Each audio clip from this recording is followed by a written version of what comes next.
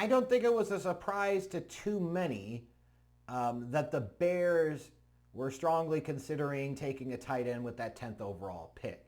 Now, what may have been a surprise is the fact of the tight end that they took and not the tight end that many expected them to take, which would have been Tyler Warren. Instead, they took Colston Loveland out of Michigan. I know there were a couple of Bears fans that I saw before the draft that thought that Loveland would be a real possibility at 10, but even then it was presuming more that Tyler Warren might go pick 7 to the Jets, or maybe pick 8 to the Panthers, or pick 9 to the Saints, and then when that didn't materialize, I think it's still a little bit of a surprise here. And, you know, it was one of those things that it's happened, the Bears took him, and I'm here to give you my scouting report of Colston Loveland, and I will say from Jump Street that overall, I had him rated ahead of Tyler Warren in this year's draft. But it wasn't like it was a huge gap there, to be honest. And when I look at how the draft played out and Loveland was taken 10, Warren was taken 14, that felt about right. It felt about right. But I did have a slight edge here for Loveland. So let me talk to you a little bit about Colston Loveland, what I liked about his game, what concerns or question marks I have about it, and then what does it mean for the Bears that they took a tight end with the 10th overall pick, and how do I envision kind of this playing out, right? So first, let's talk about the strengths here. At 6'5", almost 6'6", 248 pounds, he's got tremendous quickness off the snap. He looks like a wide receiver getting off the line. It is incredible to watch. And not only a quickness, but great high top end speed for a tight end, like elite kind of stuff. And it shows up in his play throughout. So you're talking about, at the beginning, a guy, you know, almost 6'6", about 250 pounds, great get off the line, great quickness, great top end speed, makes you think that he could be a pretty big weapon in the passing game, and he certainly can be.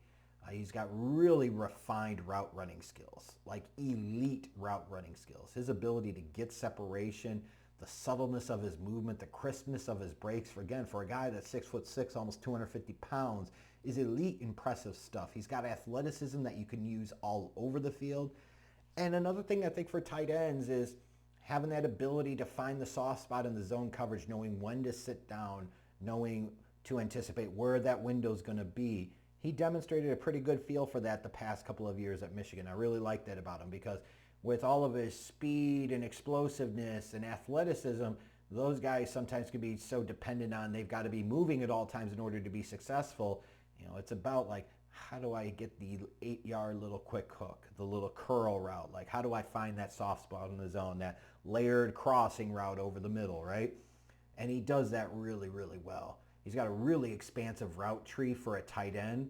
Like, frankly, you have an expansive route tree for a wide receiver. Really, really impressive stuff. And he really puts forth effort as a run blocker. Now, to me, when I'm taking a tight end in the top half of round 1, and in particular the top 10, I promise you, the blocking ability is of secondary importance.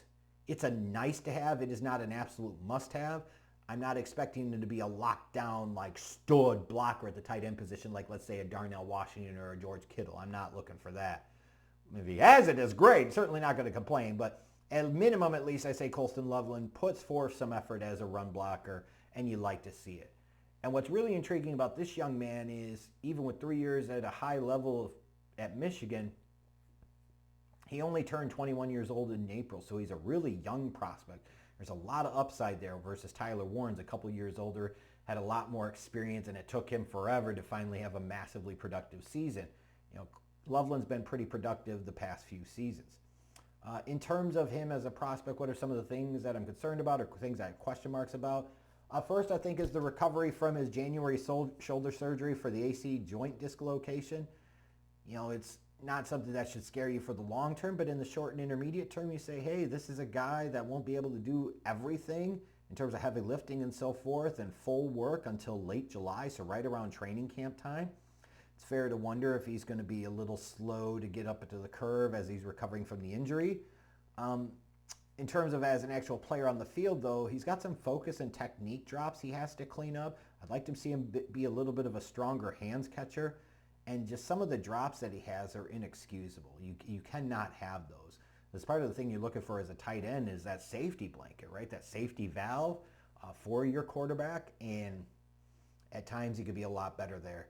As a blocker, I mentioned he puts forth really good effort there. His pad level, though, tends to get pretty high, and as a result, he really struggles to drive people in his run blocking, and he just kind of like stands there and gets stood up a little bit. Now, he's a little bit better as a seal blocker, but as like a drive blocker, somebody that moves you back, somebody that can really hold up against power, he really does struggle there.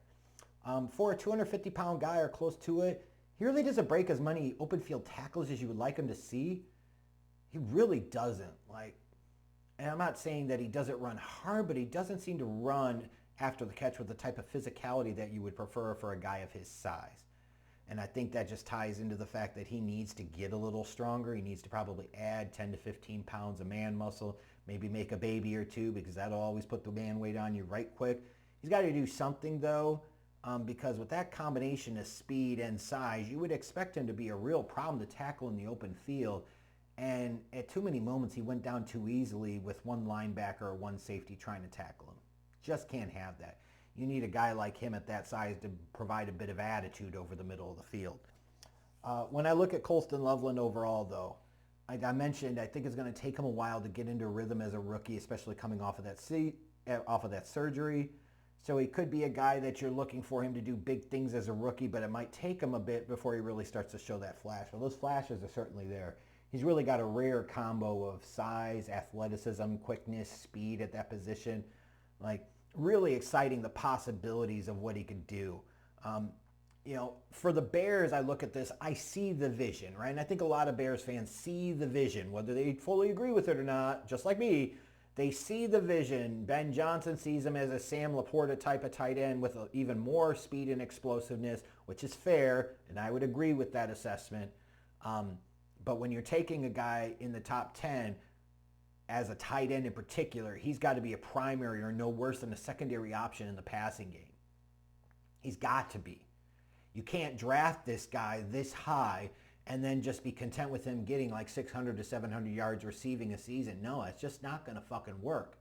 And I don't know that he's ever going to be a great enough blocker in the running game where he can sit there and live with a little less passing game production because he is so dominant as a run blocker, as a tight end, that he's almost like a sixth offensive lineman, like a Darnell Washington, let's say. That's just not going to be his game. That's not who he is.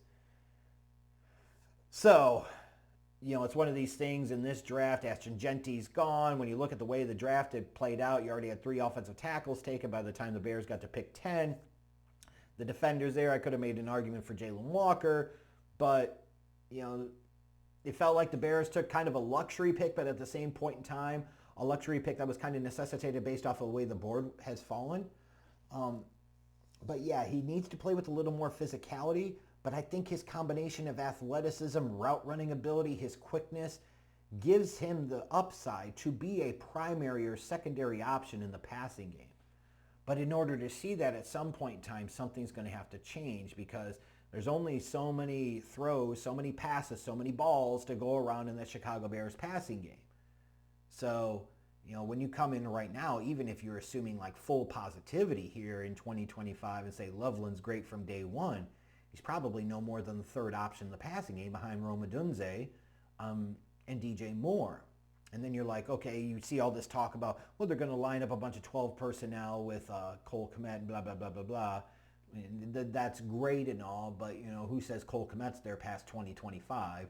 And frankly, with what they're paying Cole Kmet, you basically have relegated him to being a backup tight end. Or if he does get some action in the passing game, it's going to siphon away opportunities from a better, more explosive passing game threat in Colston Loveland. Not an ideal situation. So at some point in time, I envision there's going to be, probably in 2026, a bit of a remake of this offense a little bit because they're going to have to free up some opportunities. And in particular for Colston Loveland, he's going to have to become a main focal point of this passing game to justify the draft selection, the draft position, and to maximize the talent that he has as an athlete and as a player. I kind of compared him to a little bit twitchier version of Greg Olsen. There'll probably be some other comparisons for him, which will be even more fitting, but I thought it was a good one. In terms of my draft grade for him, I had him somewhere in the top 20. When I looked at him, I'm like, I see the vision. Lots of upside here, really intriguing athleticism. I don't know if I would put him into that top 10 class. So does that mean I think the Bears reach just a tad? Yeah, probably by a couple of picks, but at the same point in time in this draft, that is certainly defensible. But I see the vision, right? And I get it. And the Bears and Ben Johnson in this offense are going to have to find a way to fully unleash Colston Loveland, and that's going to require some tweaking and some moving around. Now, what's great about him is that he can line up all over the place. Like, you can even use him some in some gadget plays out of the backfield as a runner. You could do that with him with that size and athleticism. It's some scary stuff. But he can line up in line. He can line up in the slot. He can line up out wide. Again, he can line up out of the backfield. Lots of possibilities and lots of options for this guy. Really intriguing. So, putting aside my concerns about, volume of passes and volumes of targets that Loveland could realistically see in 2025 or even 2026, again, I see what Ben Johnson and Ryan Poles saw. I understand the vision. They're going to have to do something to bring that vision to life, but if they can bring that vision to life, the Bears just got themselves a really exciting weapon for Caleb Williams in that passing game.